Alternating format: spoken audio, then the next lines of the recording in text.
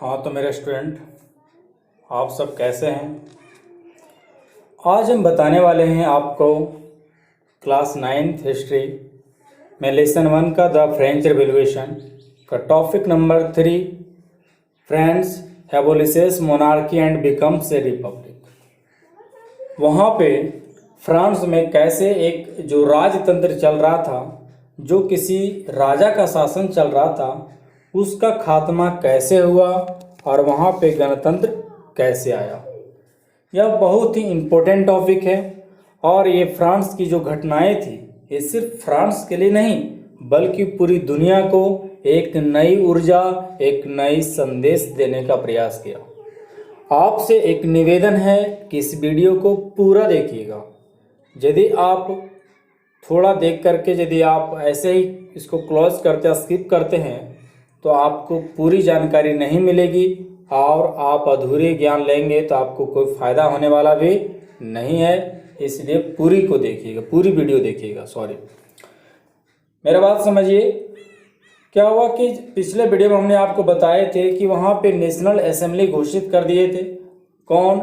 जो गरीब लोग थे, जो थर्ड स्टेट के लोग थे, वो सारे क्या किए थे, एक अपनी नेशनल असेंबली घोषित कर दिए खुद को।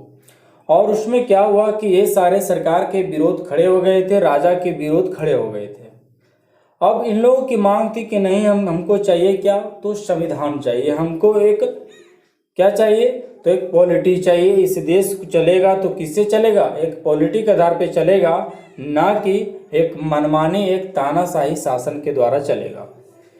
क्योंकि जो किंग थे, किंग जो भी बात कहते थे वही बात उस देश में एलिजिबल होता था।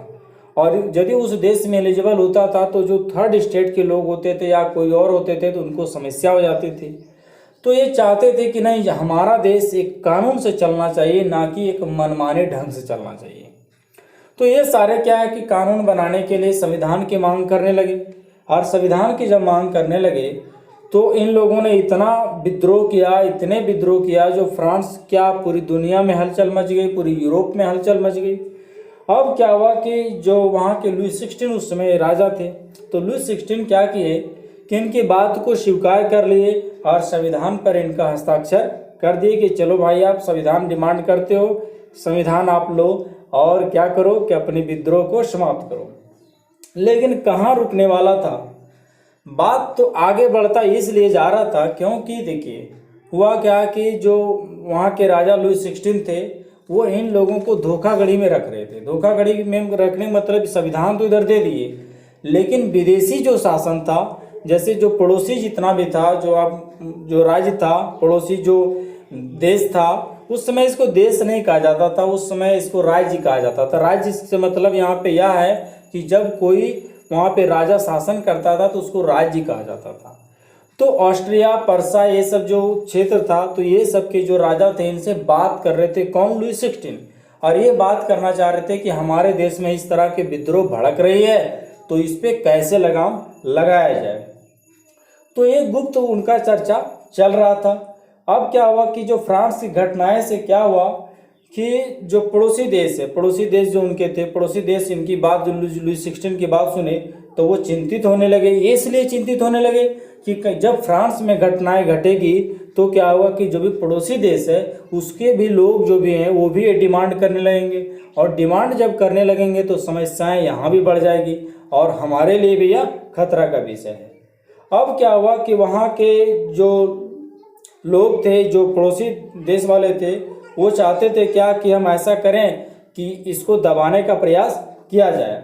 अब क्या हुआ कि जो फ्रांस, जो पड़ोसी जो थे, वो चाहते थे कि हम एक मतलब इस शासन को, इसलिए क्या हुआ कि पड़ोसी जो इतना भी देश थे वो सारे क्या बोले कि 17, अब उन लोगों ने एक निर्णय लिया कि 1789 की जो गर्मी थे, जो उस समय क्या होता था कि गर्मियों में सब लोग, वहाँ के लोगों की डिमांड बढ़ जाती थी, काम भी करते थे, परेशानी बढ़ जाती थी। तो वो सोचे कि अब 1789 की जो गर्मी थे उस समय समर टाइम में इन लोग विद्रोह करना चाहते थे। तो इस घटना को रोकने के लिए क्या किए कि जो भी विदेशी शासक थे, जो भी विदेशी शासक, ध्यान दीजिए, विदेशी शासक वो ये चाहते थे कि ऐसा किया जाए कि हम अपनी सेना को वहाँ भेज दें और सेना को भेजने से वो सारे पर लगाम लगा सकता है, उनको किसी भी प्रकार से हमला करके किसी भी परेशानी करके उसको रोका जा सकता है। लेकिन ऐसा नहीं हुआ। हुआ क्या कि वहाँ पे क्रांति और भी बढ़ गई और 1792 ईस्वी में नेशनल असेंबली ने पर्सा एवं ऑस्ट्रिया के विरोध युद्ध की घोषणा ही कर दिया। अब इन लोग क्या कर दिए कि उसके विरोध जो है सो घोषणा कर दिया कि लड़ाई अब होगा और तभी हमको फ्रीडम मिलेगा, तभी इक्वलिटी मिलेगा, और ये पॉलिटी वगैरह की डिमांड करने लगे। और ये सारे जो लोग थे, जितने भी लोग थे, सारे लोगों में, वहाँ के लोगों में एकदम देशभक्ति इतना झलक रहा था जो कहा नहीं जा सकता है। देशभक्ति दिख रहा था कि नहीं, ये देश के प्रति पूरा प्रेम करते हैं। और इससे क्या हुआ कि वहाँ के जो कवि थे, एक जैसे रोजेट लाइल समझ रहे हैं, रोजेट दी लाइल, ये क्या है कि एक लिखे थे, सॉन्ग लिखे थे जिसका नाम था मार्सिले। क्या था? मार्सिले। अब इसको क्या है कि ये सारे क्या किए कि वही सॉन्ग को ये फ्रांस का सॉन्ग बना दिए, वहाँ का राष्ट्रीय गीत बना दिए, और जब भी कहीं जाते थे तो यही सॉन्ग को क्या है गाते थे और लोगों को यह सूचना देते थे कि हम एक देश प्रेमी हैं। जी हाँ।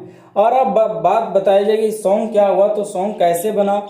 तो देखिए, यह सॉन्ग जो सो पहली बार मार्सिलेस, जो एक क्षेत्र था मार्सिलेस, तो वहाँ के जो स्वयंसेवी थे, स्वयंसेवी का मतलब क्या है कि जो वहाँ के जो खुद के लोग जो शासन करते थे, तो एक पेरिस की ओर एक बार लड़ाई लड़ने के लिए उन्होंने क्या किया था, एक सॉन्ग लिखे थे, और वही का नाम, उसी का नाम क्या था, मार्सिले। अब वो सॉन्ग को इन लोगों ने क्या किया, फ्रांस का नेशनल सॉन्ग बना दिया। क्या बना दिया? National song.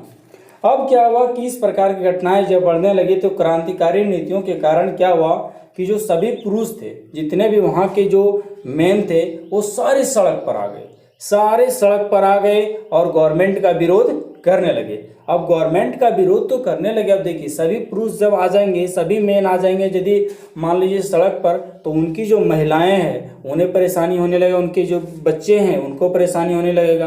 परेशानी यह होने लगा कि अब उनके पास ना तो खाने का कोई ठिकाना था और ना तो और भी चीज़ साधन थे, तो सभी लोगों को क्या हुआ कि भूखमरी का सामना करने लगे।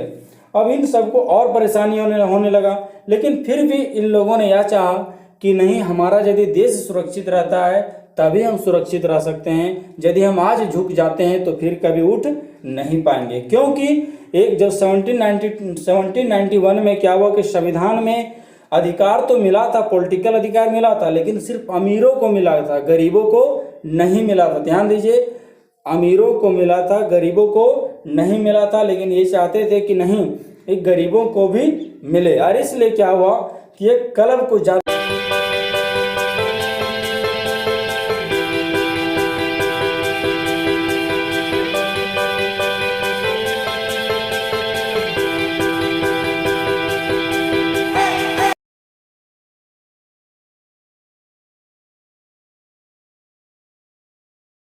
कि एक क्लब को ज़्यादा बढ़ावा मिला। एक क्लब था, संगठन था जिसको बहुत ज़्यादा बढ़ावा मिला, और वो थे जैकोबिन क्लब। क्या थे? Jacobin club. अब ये जैकोबिन क्लब जो है सो लगातार अपनी जो है सो बात को, मांग को रखते जा रहे थे। मामला बढ़ता चला जा रहा था, समस्याएं बढ़ती चली जा रही थी, लेकिन ये सारे कभी रुकने वाले नहीं थे, लड़ते चले जा रहे थे। अब क्या हुआ कि जब भागीदारी जैकोबिन क्लब निभा रहे थे, तो ये नहीं कि जैकोबिन क्लब निभा रहे तो उनको फायदा नहीं हो रहा, फायदा भी हो रहा था, निभा भी रहे थे तो उनको बेनिफिट भी हो रहा था। जैकोबिन को जो है सो 100 कुलोत कहा जाता था। क्या कहा जाता था? 100 कुलोत। 100 कुलोत का मतलब क्या होता है कि उनका अर्थ यदि देखा जाए तो बिना घुटने वाला इसको बोला जाता था। क्या बोला जाता था? बिना घुटने वाला। लेकिन वहाँ के लोग इनको कहते थे 100 कुलोत, जिसका अर्थ होता है बिना घुटने वाला। इनका पहनावा जो होता था, जो वहाँ के लोग, जो विद्रोही लोग ये सारे थे, इनका राष्ट्रीय प्रेम था। जी हाँ, वो था लाल टोपी। कौन सा इसका प्रतीक था? लाल टोपी था। लाल टोपी पहने हुए रहते थे और कहते थे जो भी व्यक्ति लाल टोपी पहने हुए, मतलब ये सारे विद्रोह के लिए खड़े हुए हैं, ये देश के जो राजा हैं उनके खिलाफ है। और ये जो लाल टोपी, इनको स्वतंत्रता का प्रतीक मानते थे। जी हाँ, कि क्या चीज़? स्वतंत्रता का प्रतीक। लेकिन महिला लोगों को, जो ओमेन लोग थी, उनको ये सारे चीज़ पहनने का अधिकार ये सारे नहीं दिए थे। अब इससे क्या हुआ कि लगभग 1792 की जब समर का सीजन आया तो जैकोबिन क्लब क्या हुआ कि गुस्सा इसलिए गए क्योंकि वो सब उनके जो परिवार थे वो भूखमरी की सामना कर रहे थे, परेशानी। सब इन लोग क्या कर रहे थे कि विद्रोह में लगे हुए थे तो उनके बीवी बच्चे परेशानी में आ गए, और बीवी बच्चे जब परेशानी में आ गए, भूखमरी का सामना करने लगे, तो अब क्या किए कि जो भी सरकारी संपत्ति थी, खाद्य पदार्थ की चीज़ें, खाने वाली चीज़ें, वो सारे पर इन लोगों ने क्या करने लगे, हमला करने लगे। और इन लोगों ने क्या किया कि पेरिस लोग था तो उसके लेकर के एक मतलब बहुत बड़ा विद्रोह कर दिया, हिंसक विद्रोह कर दिया। मतलब क्या हुआ, हिंसक विद्रोह का मतलब क्या हुआ कि खून खराबा कर दिया, और खून खराबा करने के साथ साथ और नई प्लान भी बनाने लगा, नई जो योजना भी बनाया जाने लगा।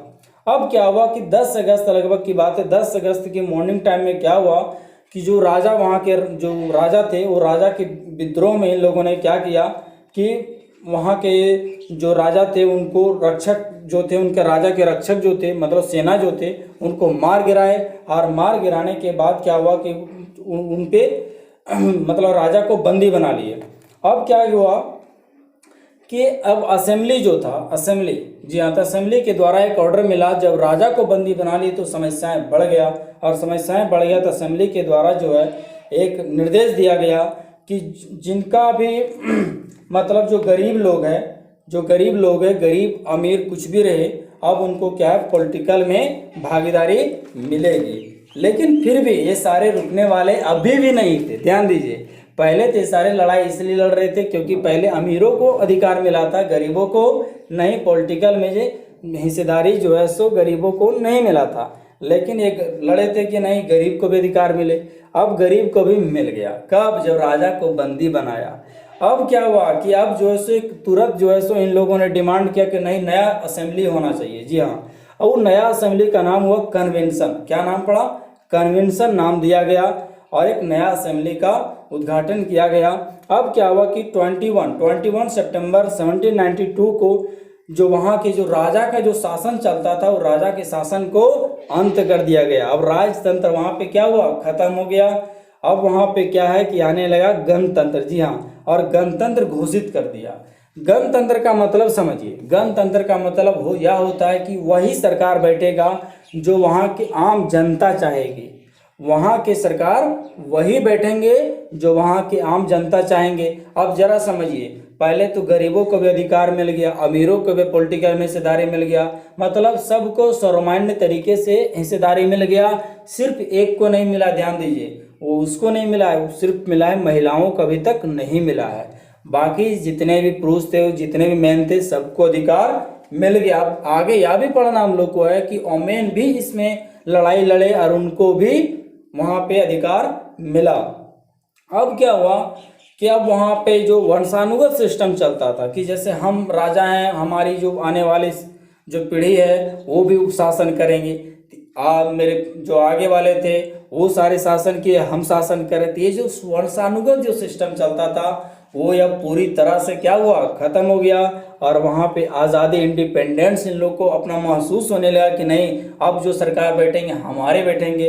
अब वहाँ पे जो है सो रिपब्लिक भी आ गया, सब लोग मतलब इंडिपेंडेंस से जीने लगे। अब क्या हुआ, कोई लुई 16 को जो है कि वहाँ के न्यायालय जो थे, जो वहाँ का जो न्यायालय है, कोर्ट थे, हाई कोर्ट या सुप्रीम कोर्ट, तो वो कोर्ट क्या किए कि जो लुई 16 है, इनको देशद्रोह के आरोप में फांसी की सजा सुना दिया।